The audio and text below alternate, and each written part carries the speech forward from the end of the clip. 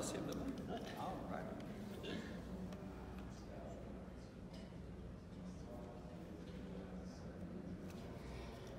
Bonjour, c'est Fabien, Starflash Media.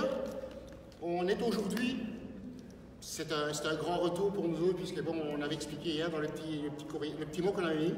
On est aujourd'hui au Capitole de Québec. Nous recevons, c'est un invité, ce monsieur-là, il est exceptionnel. Moi, je l'admire dès le départ.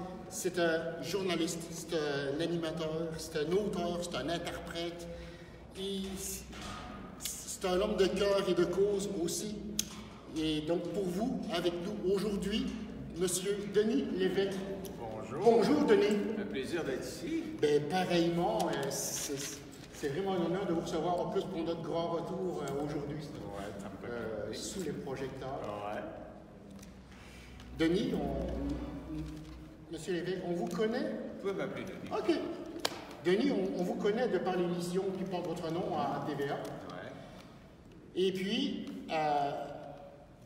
jusqu'à il y a peu, nous autres, on ne connaissait pas l'artiste, le Denis Lévesque, le chanteur. C'est celui qui... J'ai écouté un petit peu vos morceaux cette semaine et j'ai dit, mon Dieu, ça devrait être du sens, ces paroles-là. Et j'ai aimé ça. Donc, d'où vient cette passion de la musique, le chant, ce que vous faites là? En fait, c'est pas tellement le chant comme la composition. C'est-à-dire que tout jeune, j'ai appris à jouer du piano. On avait un piano dans tout ça. Les personnes ne savaient que je jouais du piano. Je l'ai appris tout seul à l'oreille. Et à 17-18 ans, pendant un party, j'arrive, je commence à jouer au piano. Je me dis, hey, les gens me disent, tu sais jouer du piano? Je dis oui. Et quand je partais à l'université, c'était difficile de trimballer mon piano. J'ai appris à jouer de la guitare à l'oreille aussi. Et donc, la musique a toujours été en parallèle dans ma vie. On a eu des petits bands quand je travaillais dans des postes de radio. Mais j'ai toujours écrit beaucoup de musique. Ce que j'aime, c'est écrire de la musique.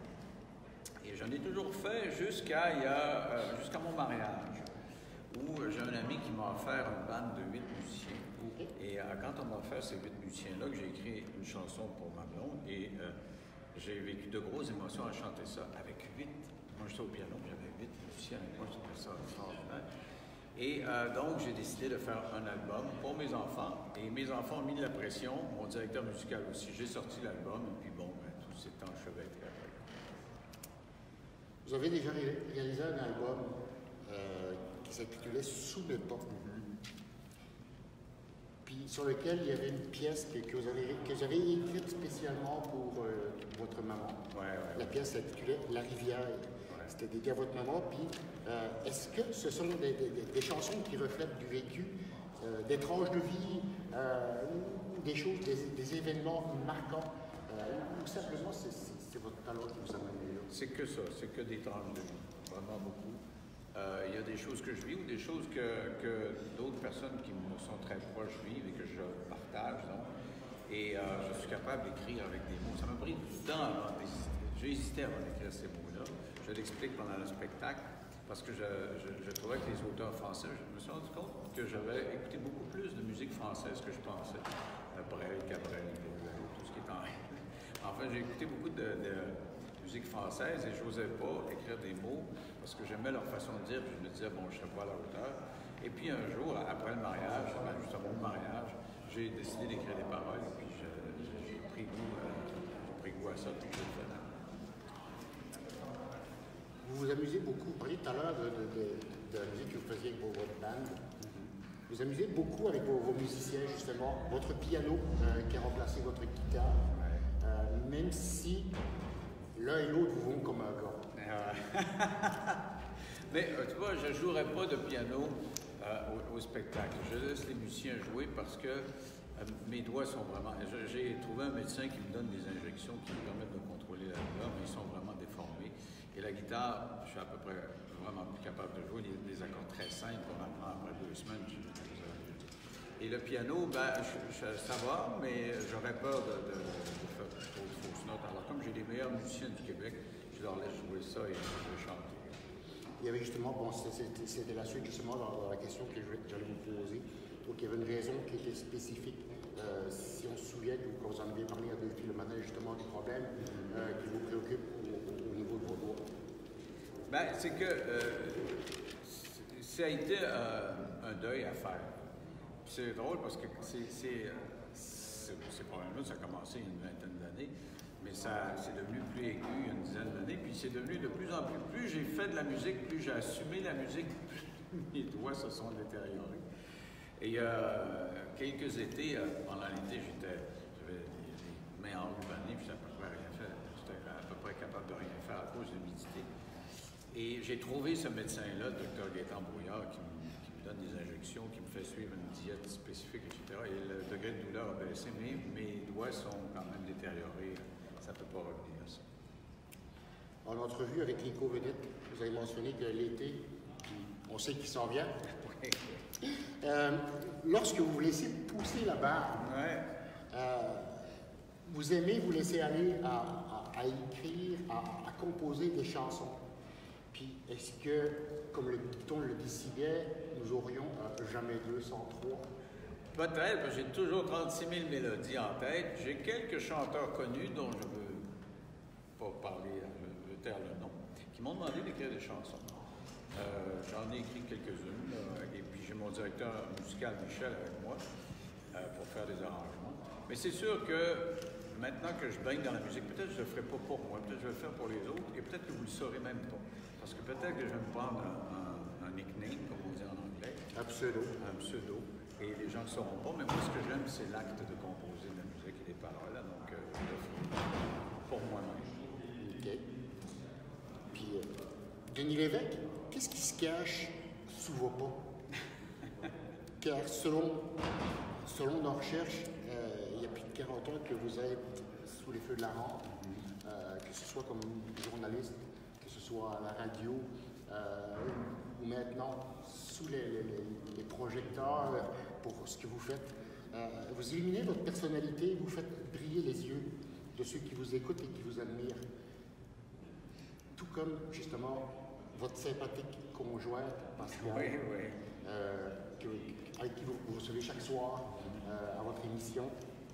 Et puis, c'est tellement le fun de la voir parce qu'elle a toujours ce regard admiratif. Je ne sais pas. Ce ne pas les regards qu'on a, mais je sais qu'il faut parler. Elle a toujours ce regard admiratif qui est toujours le fun à voir, la chimie entre les deux artistes que vous êtes, parce que veut pas, ce que vous faites, c'est un art. Je sais pas. Je sais pas si c'est un art, la télévision. Je sais que la chanson en est un. Mais la télévision, si c'est pas un art, c'est un domaine que je possède maintenant, parce que je le fais depuis tellement longtemps, et surtout l'acte de faire des entrevues, parce que même à la radio, essentiellement, j'ai fait des entrevues. Et j'ai appris avec le temps à mettre les autres en évidence. Et c'est un beau défi maintenant que j'aime. Quand j'ai quelqu'un que j'ai en interview, j'essaie de trouver un aspect de sa personnalité qui pourrait me plaire à moi si je le connaissais davantage. Puis ça me met dans un état où je connecte avec cette personne. Et des fois, ça ne fonctionne pas, mais généralement, ça fonctionne, cette communication-là. C'est une communication entre deux êtres humains, entre eux. Tout à fait. Et c'est ça, plus je vieillis, plus c'est facile, parce qu'au-delà des trucs de l'animateur, etc., il y a le degré d'authenticité qui augmente. Plus on est à l'aise dans ce domaine-là, plus c'est facile d'être authentique. Quand tu commences, tu dis, bon, est-ce que c'est correct si je fais ça ou c'est pas correct? Mais aujourd'hui, je ne me pose pas tellement la question, c'est correct ou pas, c'est comme ça. Donc, je parle avec la personne et puis ça vient tout ça. Votre spectacle sera présenté demain soir, donc jeudi, ici au Capitole. Puis, est-ce que vous allez laisser l'empreinte de votre voix sur le plancher du Capitole?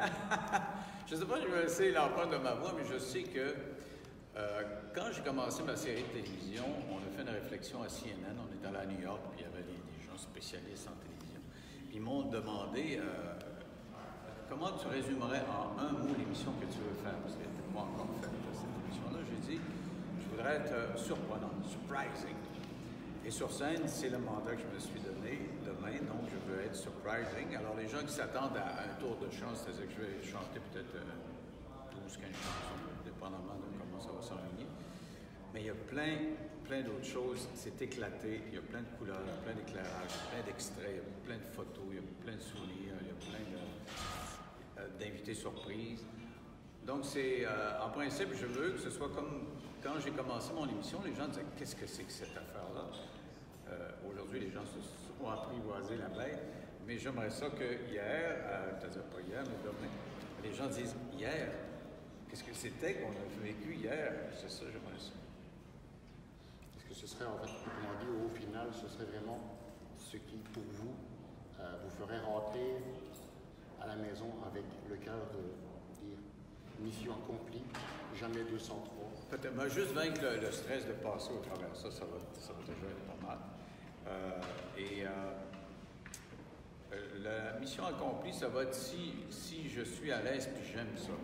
Parce que, tu sais, je dis, j'aime surprendre les gens, mais j'aime me surprendre moi avant toute chose. Jamais j'aurais pensé faire un spectacle ici. Il y a 1 an, il y a 2 ans, il y a 3 ans, j'aurais jamais pensé ça. Comme j'aurais jamais pensé faire de la musique. J'aurais jamais pensé avant de faire une émission comme je fais à la télévision. Donc, c'est toutes des choses qui sont arrivées parce que quand les portes se sont présentées, j'ai poussé dedans. Mais c'est un concours de circonstances, c'est la vie. Et donc, si je sors de cette expérience-là avec le sentiment que c'était bien pour moi, je me suis surpris moi-même, puis j'ai réussi à aller au bout de ma surprise, tant mieux si les gens sont surpris, moi je vais être content.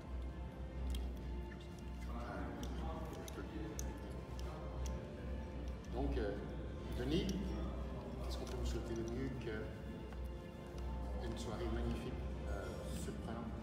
Ah oui, ben c'est ça, c'est ce que ça me prend. C'est un beau souhait. C'était Fabien Lemarteau, en compagnie de M. Denis Lévesque, au Capitole de Québec. Merci beaucoup, Denis.